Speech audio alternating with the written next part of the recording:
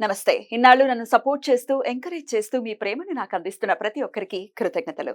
అలాగే ఈ వీడియో కూడా ఖచ్చితంగా మీకు ఉపయోగపడుతుంది. లైక్, షేర్ అండ్ సబ్స్క్రైబ్ చేసి మీ సపోర్ట్‌ని నాకు అందించండి. అలాగే ఈ వీడియో పట్ల మీకున్న అభిప్రాయాన్ని కామెంట్ సెక్షన్‌లో కామెంట్ చేసి తెలియజేయండి. ఇప్పుడు వీడియోని చూద్దాం. నమస్తే, వెల్కమ్ టు అవర్ ఛానల్. నేను పద్మిని. ప్రస్తుతం మనతో పాటు ప్రముఖ ఆధ్యాత్మికవేత్త, ఆస్ట్రోన్యూమరాలజిస్ట్, ఎనర్జీ వాస్తు స్పెషలిస్ట్, శ్రీ విద్య ఉపాసకులు శ్రీమతి జయప్రద గారు మనతో పాటు ఉన్నారు. మాట్లాడదాం. జయప్రద గారు నమస్తే అండి. నమస్తే అమ్మ. శ్రీమాత్రే నమః. క్షేత్రదర్శిని ఈ ప్రత్యేక కార్యక్రమం ద్వారా ఈ గ్రహాలు మనకి జన్మజాతకంలో ఎక్కడెక్కడ ఉన్నాయి, ఒకవేళ యోగించినటువంటి పరిస్థితుల్లో ఎట్లా వాటి నుంచి మంచి ఫలితాలను పొందాలి అనేది చాలా సవివరంగా తెలియజేస్తున్నందుకు ముందుగా కృతజ్ఞతని తెలియజేస్తూ, కేతు గ్రహం ఫైనల్ గా అన్ని గ్రహాల గురించి మాట్లాడేసుకున్నాము. కేతు గ్రహం మోక్షకారకుడు అని చెప్తారు. అలాగే అటు వైరాగ్యాన్ని కూడా ఆయన ఇస్తారు. ఏమి వద్దు అన్న చిత్ర విచిత్రం అని అంటారు కదా, యాప్ట్ ఆయనకి ఖచ్చితంగా. మరి కేతు యొక్క అనుగ్రహం పొందాలి అని అంటే గనక ఎట్లాంటి మనం విధి విధానాల్ని పాటించాల్సి ఉంటుంది, ఏ క్షేత్రాన్ని దర్శించాల్సి ఉంటుంది? తప్పకుండా అన్న. కేతు అనుగ్రహం కంపల్సరిగా ప్రతి ఒక్క మనిషికి కావాలా? కేతు అనుగ్రహం లేకపోతే వాళ్ళకి అసలు భక్తి, శ్రద్ధ, జ్ఞానం, ఏం చేయాలి, ఎలా చేయాలి, ఎప్పుడు చేయాలని తెలియదు. సో ఇవి ఎంత పాపగ్రహాలు అయినప్పటికీ, ఎంత ఛాయాగ్రహాలు అయినప్పటికీ కూడా వీటి ఒక ఎనర్జీస్ మన మీద బాగా పనిచేస్తేనే ఒక ఎనర్జీ పాజిటివ్ ఉంటుంది. జాతకంలో గురువు బాగుండి, చంద్రుడు బాగుండి, శుక్రుడు బాగుండి, కేతు కూడా బాగుంటే ఆ నాలెడ్జ్ వేరు ఉంటుంది. చాలా బాగుంటుంది నాలెడ్జ్. సో కేతు గ్రహం యోగిస్తే ఏమేమి ఫలితాలు ఇస్తే చెప్తా. ఫస్ట్ యోగిస్తే వీళ్ళు చాలా పెద్ద హై నాలెడ్జ్ పర్సన్స్ అవుతారు. ఏ విషయమైనా వాళ్ళు క్షుణ్ణంగా చూడండి. ఆ వేదాలు అవగాహనలో చదివేసి అది పక్కన పెట్టేసి ఆ వేదంలో ఉన్న ప్రతి ఒక్క విషయాన్ని ఒక పన్నా చెప్తూ, ఆ పన్నాలో మళ్ళీ విషయాల్ని వివరంగా మనకి అర్థాలు చెప్తూ, మళ్ళీ ఈ శ్లోకం కాదండి ఆ శ్లోకం అని, ఆ శ్లోకం గురించి ఆ నెంబర్ చెప్పి, ఆ శ్లోకం చెప్పి దాని నుంచి అర్థం చెప్పే విధానాలు మనం వింటూ ఉంటాం కదా. ఇవన్నీ కూడా కేతువు యోగిస్తాయి. కేతు యోగిస్తే ఏమైతే ముందు సంస్కృత భాష బాగా వస్తుంది వాళ్ళకి. సంస్కృతం బాగా బ్రహ్మాండంగా వస్తుంది. ఆ సంస్కృతం భాషలో ఏవేవి అర్థాలు అన్ని చెప్తారు వివరంగా. సో భగవద్గీత బాగా వస్తుంది, వేద విద్య బాగా వస్తుంది. ఇలాంటివి చాలా చెప్పుకుంటూ వెళ్తే మామూలు మన ఇతర విషయాల్లో వస్తే హిందీ లాంగ్వేజెస్, తెలుగు, తమిళ్, కన్నడ చాలా మంది ఈజీగా మాట్లాడేస్తారు అనర్గళంగా. కేతు అనుగ్రహం ఉంటే అదే వాళ్ళకి జ్ఞాపక శక్తి అంత ఇస్తాడు ఆయన. ఒకసారి విన్నారు అంటే ఆ వర్డ్ వాళ్ళ మైండ్ లో పెట్టుకుని మళ్ళీ అది నెక్స్ట్ మళ్ళీ రిపీట్ చేసి మాట్లాడగలరు. బాబా బయటికి ఎక్స్ప్రెస్ చేయరు, కామ్గా ఉంటారు. చదవమని చెప్తే అన్ని చదివేస్తుంటారు. మైక్ ఇస్తే మైక్ లో మాట్లాడుతుంటే అందరూ అలస్టనే ఉండాలి. చాగంటి కోటేశ్వర గారిది వింటున్నాం ప్రవచన. ఇంత చిన్న రిక్షా పడుకుని ఆయన భాష అర్థమవుతుంది పామరులకు సైతం. కరెక్ట్ అండి, కరెక్ట్. ఎంత చక్కగా అర్థమవుతుంది. ఆయన ఎంత బాగా చెప్తారు వివరంగా. ప్రతి ఒక్క విషయాన్ని వివరంగా చెప్తుంటే ఇవాళ ఆయన చెప్పడం వల్ల చాలా మంది కాపురాలు నిలబడ్డాయి. డెఫినెట్లీ రామాయణం గురించి ఆయన చెప్పిన విషయాలు వింటే ఇవాళకి కాపురం అందరూ భార్యని ఇలా చూసుకోవాలి, భర్త అయితే ఇలా చూసుకోవాలని అమ్మాయిలు విని వాళ్ళు చాలా మంది మారిన వాళ్ళు ఉన్నారు. సరే, అలాంటి శక్తిని కేతు అనుగ్రహం ఉంటే వస్తుంది. అంటే అర్థమవుతుందని ఆయన పేరు వాడారు. డెఫినెట్లీ కరెక్ట్ గా చెప్పారు. ఎందుకంటే ఆయనలా ఎవరు ప్రస్తుతానికి మనకి నాకు తెలిసినంత వరకు పోల్చి అయితే కష్టం అసలు ఆయనలాగా మాట్లాడే వాళ్ళు ఎవరు లేదు నాకు కనిపించలేదు అసలు. అంత వివరంగా చక్కగా చెప్తూ ఉంటే చాలా విషయాలు ఇంత చిన్న పిల్లలకు అర్థమయ్యే విషయం మనం.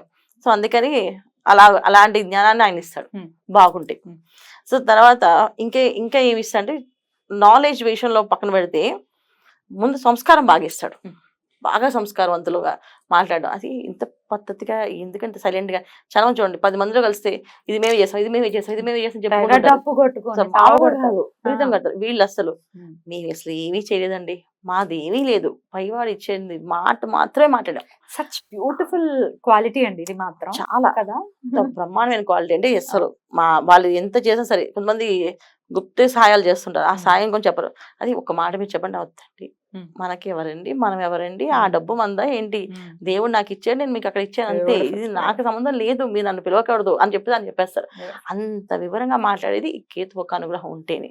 సో ఆయన అనుగ్రహం లేకపోతే ఇంకా వీళ్ళు ఎలా లెక్కేస్తా ఉంటే వాళ్ళని ఎవరు ఇంట్లో ఉంటారు, మాట్లాడరు, ఎదుటి వాళ్ళు కష్టపడి బాధపడుతూ ఉంటారు. అయ్యో నీకు నేను తోడు నాకు అని చెప్పరు. చాలా మంది భార్యలు ఉద్యోగాలు చేస్తారు, ఇంట్లో చాలా మంది హస్బెండ్స్ మౌనంగా ఉంటారు.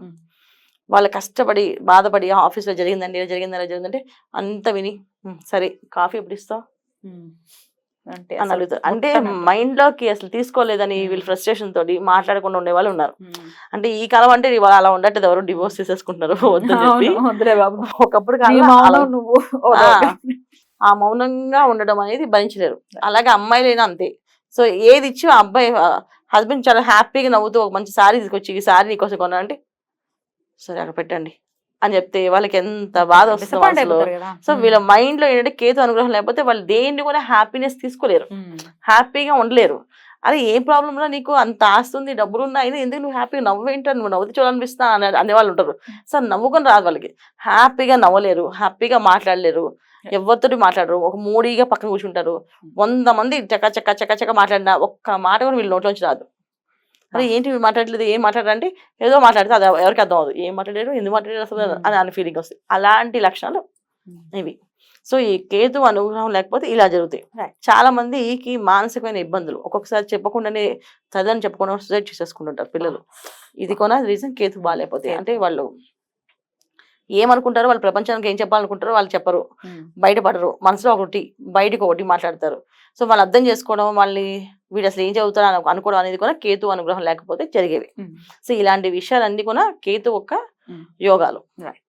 మరి ఎట్లా అండి నిత్య దైనందిన జీవితంలో ప్రాక్టికల్ గా చేసుకునేటటువంటి రెమెడీస్ ఏంటి, ఏ క్షేత్రాన్ని దర్శించుకోవాలి? తప్పకుండా కేతు ఒక అనుగ్రహం కావాలంటే మనకు ఒక మెయిన్ కావాల్సింది కార్యసిద్ధి గణపతి విఘ్నేశ్వరుడు.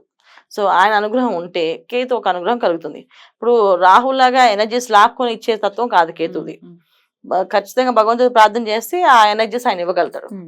ఓకే ఆ అమ్మాయి అంటే మెయిన్ ఏంటంటే సైలెంట్ గా ఉంటున్నారు, కామ్గా ఉంటున్నారు. వీళ్ళకి గణపతి ఆలయాలు నిద్ర చేయడం, గణపతి పూజ చేయించడం, పొద్దున్నే లేపించి నాన్న పొద్దున్నే లేపించి గణపతి పూజ చేయకాస్తా అని చెప్పడం, అలా చేయడం వల్ల ఒక కేతు ఒక అనుగ్రహం కలుగుతుంది.